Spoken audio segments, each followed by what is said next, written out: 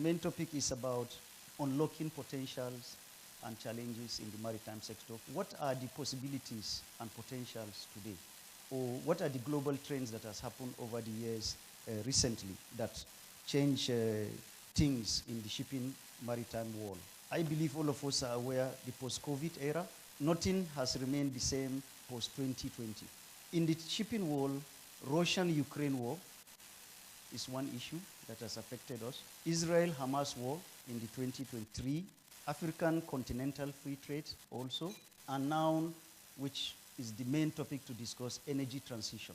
These are events globally that has affected shipping and is still affecting us as we go forward. Today now, when you talk about ships, due to Israel-Hamas war, the trading route has changed.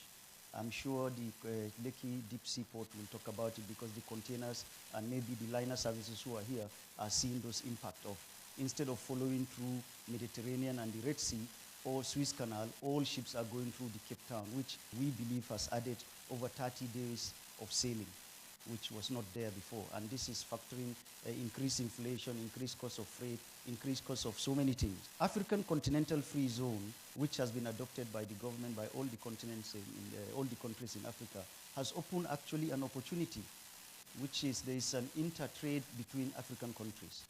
We have seen development of cargoes actually coming from Nigeria to other African countries, and which we are not seeing before. We have seen now a push by different African countries saying, can we get cargoes?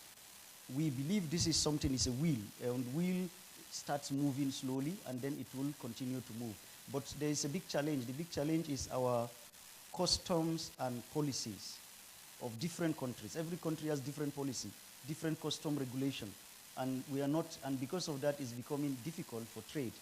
And then the biggest of all, which I believe we have been hearing that, from the banking sector, is the currency of trade. Because the currency of trade is between Africa. If I'm doing something, do you have to get dollars to do trade with Ghana? Do you have to bring in euro to do trade with Cote d'Ivoire? How do you do it? Which currency do you use? So unfortunately in Africa, we still have to use dollars to do the trade between African countries. And that is affecting trade in between the countries, and that is affecting shipping, because then we cannot be able to move the cargo easily. So then the energy transition. I believe, Honorable Minister, you will know that the entire globe is moving from how to reduce carbon emission. And it is affecting, one of the people in the front of this is shipping. So today, for energy efficiency, our speed limit has been given a ceiling. So we are now undergoing that. We have to install equipment on our ship so that it will reduce our carbon emission by reducing our speed, even if they call it economic speed. So even if you can reach, let's assume Ghana in 10 hours, you have to reduce to reach Ghana in 18 or 16 hours. This is in order to be able to be more efficient, to be able to, when you emit carbon, you emit less. And these are what we are applying. I believe 2025, there is a new regulation coming again that will be imposed.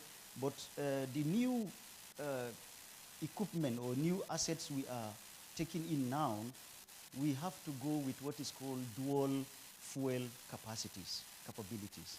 We are, as the company we manage, we are already moving from a conventional engine to an eco engine, which is more electric, so that we can change our overall average carbon emission to reduce it, for the graph to reduce, in order to trade outside Africa.